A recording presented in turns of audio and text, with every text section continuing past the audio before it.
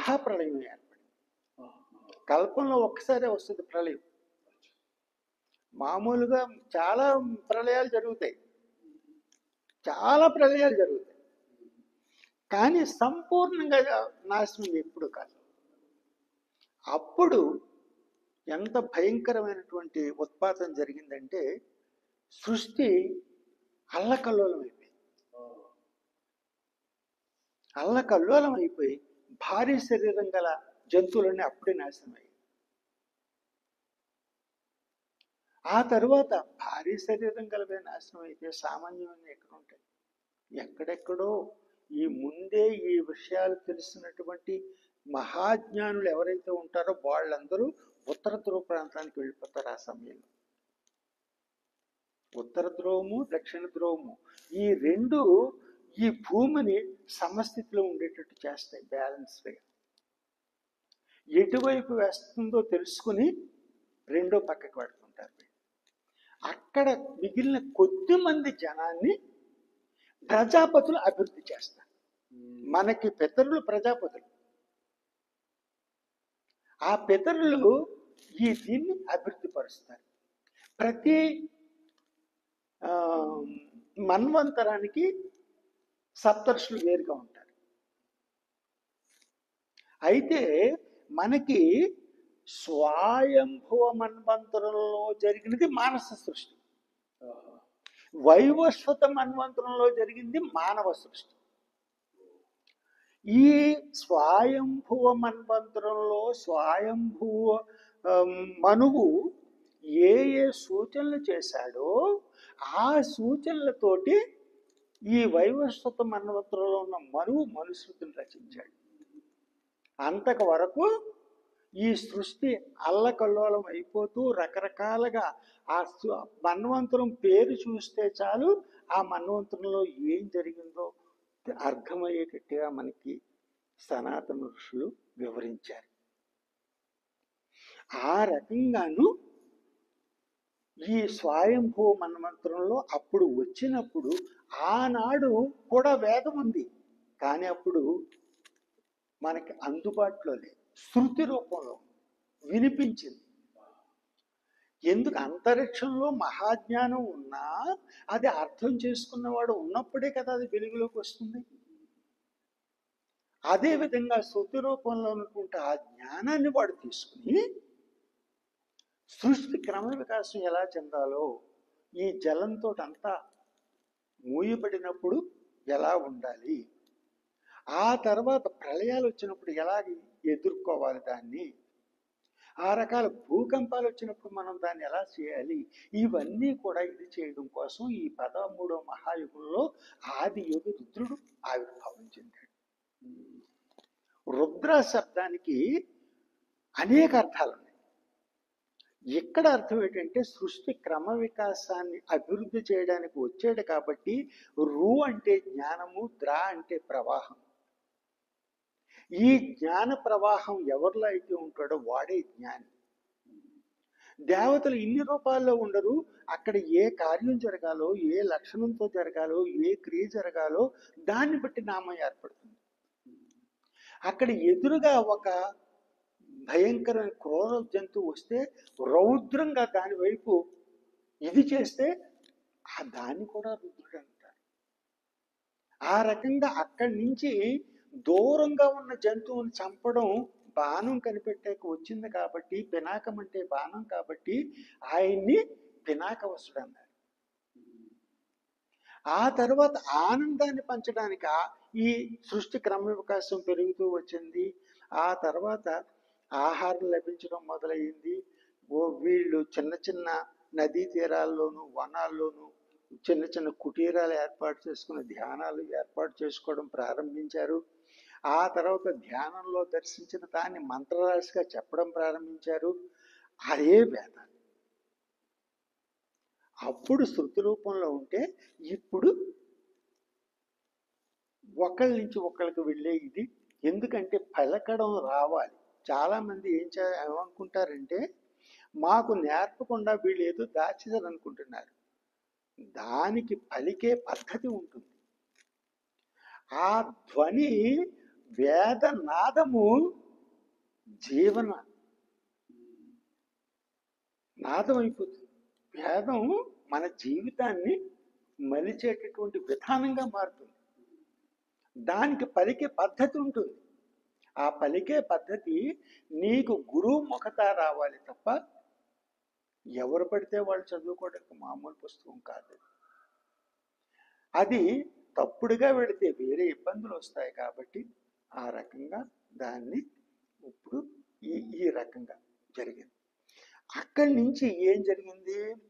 ఈ తర్వాత ఈ ఎప్పుడైతే ఆహారం లభించిందో ఆనందంగా ఉండేటప్పుడు వాడు శివుడయ్యాడు. శివ అంటే అర్థం ఆనంద స్వరూపుడు. అక్కడ నామం ప్రధానం తప్ప ఇంతమంది ఉన్నారని కాదు, ఎంతమంది గురువులు ఉన్నారని కాదు, ఎంతమంది ఇన్ని రకాల వాళ్ళు ఉన్నారు, ఒకడు విష్ణువని, ఒకడు శివుడని, ఒకడు బ్రహ్మని ఉన్నారని కాదు.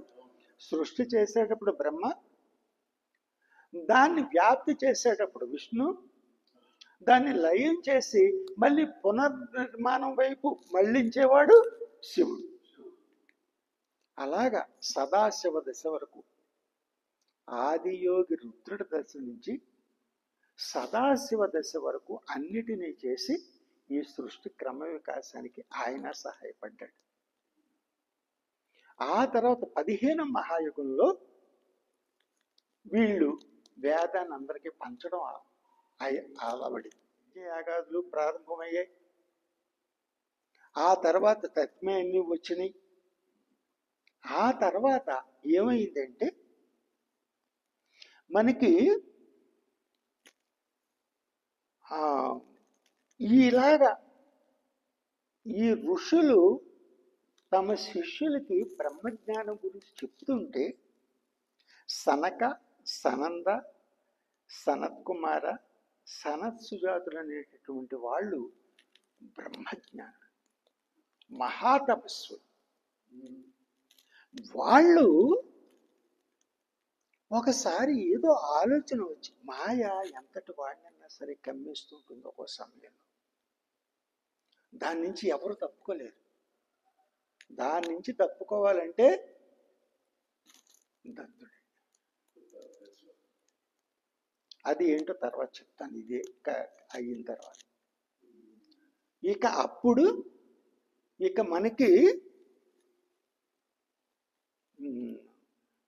వీళ్ళకి సందేహం వచ్చింది. బ్రహ్మము కంటికి కనిపించదు కదా, దాన్ని ఎలా అనుభూతి చెందాలి? బ్రహ్మజ్ఞానులు అంటున్నాం కదా, ఆ జ్ఞానాన్ని మనం ఎలా పొందాలి? అది శబ్దాల్లో చెప్పేది కాదు కదా, ఇంద్రియాల ద్వారా చూసేది కాదు కదా, ఇంద్రియాలతో వినేది కాదు కదా. మరి ఏ రకంగా చెప్పాలి మనం అనేటటువంటి భావన ఏర్పడింది. ఏర్పడేటప్పటికి దాన్ని తీర్చవలసింది కూడా పరబ్రహ్మమే. కాబట్టి ఆయన ఏం చేశాడంటే, వీళ్ళకి చెప్పాలి అంటే వీళ్ళు బ్రహ్మజ్ఞానులుగా ఉంటే ఆ ఫ్రీక్వెన్సీలో తన మౌనం ద్వారా చెప్పచ్చు. కానీ దాన్ని మర్చిపోయారు కదా. జ్ఞానాన్ని అజ్ఞానం కప్పించుతుంది కదా. ఆ అజ్ఞానం తొలగిస్తే జ్ఞానంలోకి వస్తారు. అప్పుడు చెప్పే పనే లేదు అని. అప్పుడు ఏం చేస్తారంటే, వీళ్ళు అక్కడ వస్తూ ఉంటే ఒక వటవృక్షం నీడలో ఒక మహాస్ఫురద్రూపైనటువంటి ఒక యువకుడు కూర్చుని ఉన్నాడు. చిత్రం వట తరోర్మూలే వృద్ధా శిష్య గురుర్యువ గురోస్తు మౌన వ్యాఖ్యానం శిష్యాస్తు చిన్న సంశయ. వీళ్ళు వెళ్ళారు, ఆ రూపానికి మోహితులయ్యారు. నలుగురు నాలుగు పక్కల కూర్చున్నారు. ఆ తన్మయంలో వీళ్ళని ఆవహించినటువంటి మాయ పారిపోయింది. ఈయన సంధ్య భాషలో మొదలుపెట్టాడు. హిమాలయాల్లో ఉన్న గుప్త గుహల్లో ఉన్న మహాత్ములు మనం వాళ్ళ ముందుకెళ్ళి కూర్చునేటప్పటికీ వాళ్ళ ఫ్రీక్వెన్సీలో మనం ఉంటే సంధ్య ద్వారా మన కొండనాలకు ఉంటుంది కదా, అక్కడ సావిత్రి స్థానం అది. సావిత్రి, గాయత్రి, భువనేశ్వరి వీళ్ళ యొక్క జ్ఞానాన్ని అందించే దేవతలు వీళ్ళు. ఆ స్థాయిలో ఉన్నప్పుడు అది ఏమవుతుందంటే నీకు పూర్తిగా ఆ జ్ఞానాన్ని వీళ్ళకి అర్థమైపోతుంది. ప్రశ్న అడగక్కర్లేదు, వాళ్ళు నోటితో చెప్పక్కర్లేదు. అదే విధంగా ఈయన అలా చేశారు. అది ఆ రకంగా. దత్త అంటే అదే అన్నమాట. దత్త అంటే ఎంత ఇచ్చినా తరగండి, ఎందరికి ఇచ్చినా ఇంకా మిగిలి ఉండేది. ఈయన ఎన్ని పరీక్షలు పెడతాడంటే చాలా చిత్రంగా ఉంటాయి. ఉదాహరణకి మీరు ఇందాక అడిగారు, మీరు ఈ మార్గంలోకి ఎలాగొచ్చారు ఏంటి అనేది అడిగారు. మనకి ఒక దత్త జయంతి రోజు మైసూర్ ఆశ్రమంలో స్వామీజీ అందరికీ మంత్రోపదేశం చేస్తున్నారంటే సరే కదా అని నేను వెళ్ళి కూర్చున్నాను. కూర్చున్న తర్వాత వాళ్ళు ఓం ద్రాం దత్తాయ నమః మంత్రాన్ని అనౌన్స్ చేశారు. అనౌన్స్ చేస్తూ ఉన్న సమయంలో మీరు జపం చేయండి, స్వామీజీ వచ్చి ఆశీస్సులు అందిస్తారని చెప్పడం. స్వామీజీ ఒక్కొక్కళ్ళ దగ్గరికి వస్తూ అలా ముందుకు పెడుతూ ఉంటాం. స్వామీజీ వస్తూ ఉంటే నేను ఆయన కాలి బొటన వేలు గోరు వంక చూస్తున్నాను. ఆయన నా వంక చూసి నేను కిందకి చూస్తున్నానని ఏట్రా అని అదిలించి నేను ఆయన మొహంకు చూస్తుంటే ఈ అష్టాక్షరిని జపించాను. గురువు మాటకి మనం ప్రశ్న వేయకూడదు, అడగకూడదు, మరొకరికి చెప్పకూడదు. ప్రతిదీ దోషమే. మనం ఒకళ్ళకి ఆయన ప్రశ్నించడం ఒక తప్పు. మా గురువుగారు ఇన్ని అక్షరాల మంత్రం ఇచ్చి ఇలా చేయమన్నారని చెప్పడం ఇంకా తప్పు. చేస్తున్నాను. తర్వాత ఎప్పుడో హిమాలయాలకు వెళ్ళడం, అక్కడ ఆ మహాత్ముడు ఆయన దర్శనం కావడం, అప్పుడు స్వామి